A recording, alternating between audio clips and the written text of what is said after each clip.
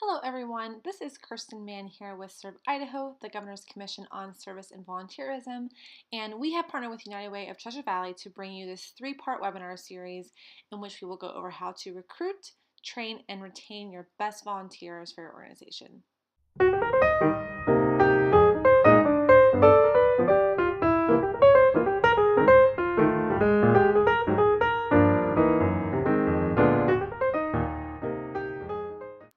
An often overlooked part of volunteer recruitment really lies within your messaging. What is your organization actually saying to bring people through your doors? So, for example, I want you to, in this moment, think of the last time you actually volunteered with an organization. Why did you choose that organization? Or why do you volunteer in general? So, some of your answers might include things like perhaps you wanted to network, perhaps you wanted to gain some new skills, perhaps you wanted to learn a little bit more about that organization, or maybe you just wanted to give back. Regardless of your particular reason why you choose to volunteer, none of that would matter if you didn't absolutely believe in the cause of that organization or what that organization actually stood for. So, how do people find out about what your organization does stand for? When we first hear this, we often think of our organization's mission and vision. However, this is not always what's most impactful. For example, you're seeing a couple of different images float across your screen right now. And I want you to think to yourself, have you ever seen images like this float across your Facebook feeds, your Instagram accounts, your Twitter feeds? And just think, why do we share images like these? We share these because really we find them inspirational and we want the world to know that yes, what you're seeing on screen, I actually believe that as well. My question to you would be, when's the last time you've seen someone share an image like this with just your organization's mission or vision statement on it? When you or your organization is trying to recruit for new volunteers, what you do want to share, however, are your deeper whys, as Simon Sinek would say, or your organization's core beliefs. Let's take a look at some examples of organizations I think did a really good job of this. One recruitment flyer that I really love is this flyer from the Girl Scouts of Orange County, and as you can see in the top right corner, it states, "When girls succeed, so does society." And I think this is a really great representation of an organization's why, and you know that every volunteer believes in this statement, otherwise they wouldn't be volunteering for that organization. Here is another really great flyer from Crime Stoppers, and as you can see, what they're really doing is appealing to values. And I think this is really crucial. You'll see a lot of successful nonprofits, when they're recruiting for volunteers, they're not just listing their expectations of the volunteers and the benefits, but they're actually talking about who they want to see working within that organization as well. However, even if you are sharing just the values, that does not mean you don't have to ever discuss the benefits and those expectations.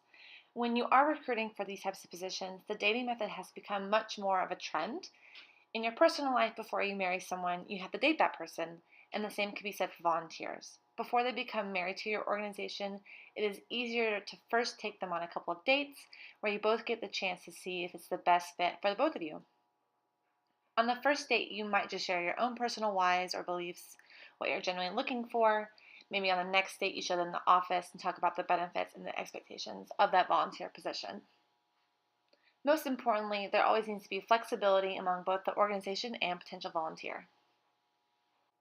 So, what are some examples of things volunteers can actually do? There has been a real emphasis on capacity building volunteer opportunities. Some might also call this skill-based volunteering. But really what this means is letting volunteers build up your organization through their actions. Some examples of this could be a volunteer coordinator, a policy writer, perhaps letting your volunteers serve as a client or organizational advocate. Maybe they're doing some IT work, tutoring, etc. Regardless of what type of volunteer opportunity you are trying to recruit for, you have to know where to find them. In addition to the many online resources such as LinkedIn, Facebook, and even volunteerunited.org, you can also recruit at local businesses, religious organizations, schools, etc. For example, let's say your nonprofit is a humane society and perhaps you want to recruit volunteers. So maybe you might start looking at local universities to find students who are on track for a veterinary science degree and seeing if maybe they want to come volunteer at your organization. This is also a great role for a current volunteer. More often than not, they are themselves community leaders and would know just where to go to find more just like them. Just remember when you are going out into the community and recruiting for volunteers to alter your message to reflect who you are going to be speaking with. This might include different motivations, work styles, and incentives. For instance, when speaking at a college fair, you might mention you are twice as likely to secure a job if you volunteer, or perhaps when speaking with those who are recently retired at a business, you might talk about how your organization is going to fully utilize the skills that they've already acquired.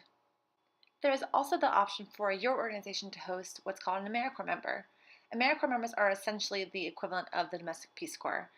The Corporation for National Community Service, the organization that oversees AmeriCorps members, is the largest grant maker in the country with an emphasis on service and volunteerism.